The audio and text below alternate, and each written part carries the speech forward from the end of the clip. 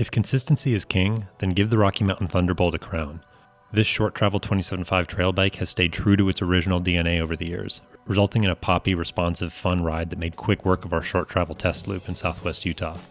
While other bikes have undergone radical geometry changes, the Thunderbolt has stayed fairly conservative, and that's not a bad thing. So the last time we saw this bike, the Rocky Mountain Thunderbolt, was 4 years ago in Bend, the Bible there. Yep. And it ended up being two people's favorite bikes of the test. It was, at the time, it was sort of on the cutting edge of that new category, aggressive XC or trail XC crossover.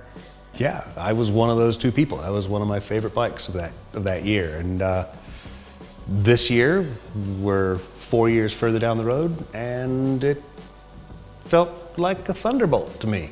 Yeah. I mean, it changed a little bit, right? A little bit. A little bit.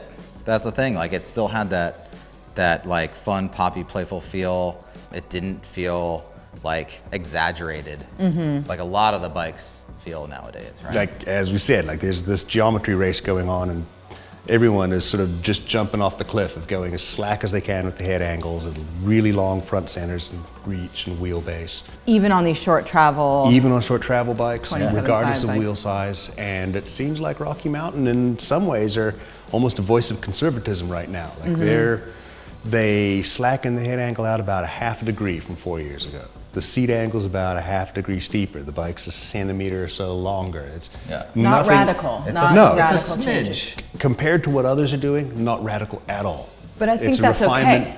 I think it's absolutely okay. This bike is playful and fun and nimble and lively in ways that seems like it's getting lost a little bit with some of the current geometry push that's going on.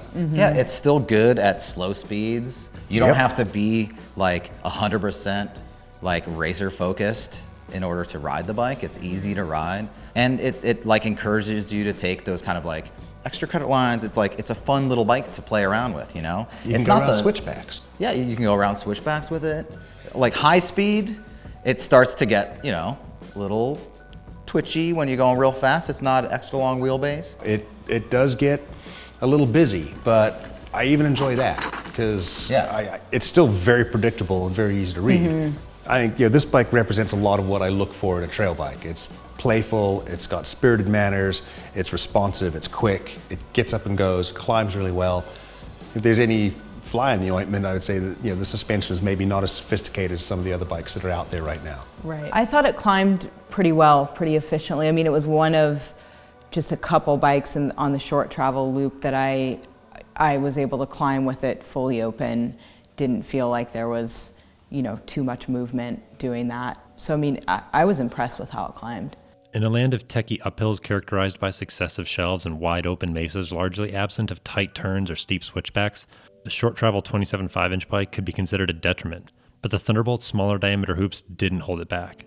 I felt like our course was really well suited to a short travel 29er. But on this, I kind of went into it with that in mind, but didn't feel that on the bike. You didn't feel the negative things you thought you were going to Totally. There's a lot of kind of like slow speed tech to pick your way through, some ledgy rocks to kind of move up and over, and I felt like this bike kept its momentum pretty well, and I was able to pick through that stuff without getting too hung up. So I don't know, I wasn't out there thinking like, oh man, I wish I was on a 29er. What did you guys think about value on this, spec? Yeah, I mean, like who this would be. To me, this was sort of in the same, it was really similar to the Santa Cruz 5010 or the Giuliano Furtado, a 130 bike, similar spec. You can get that one for a little bit less money in a similar package. Yeah. We're looking and there's the Giant Trance, which they sell one that is the same price, but it has carbon wheels and like a nicer fork on it. It's also a little bit more travel. That's a 140 bike, but it's still kind of. I mean, I think for the money at $5,400, this is in the ballpark for this category. But what would make somebody buy this over, say, one of the other options? I think I would buy it for ride characteristic, more than perceived value or spec. What I like about it is the very identifiable characteristic of the bike. This is what this is. It's Rocky Mountain Thunderbolt. Yeah. Well, do you think that the Ride 9, adjustable geometry thing is a selling point for you? Like, is that something that you look forward to? I mean, I rode it neutral, I'll be honest. I didn't play with it. And that's, I guess, kind of the type of rider I am. I'm not really gonna, I sort of just want a bike that it's committed to a geometry.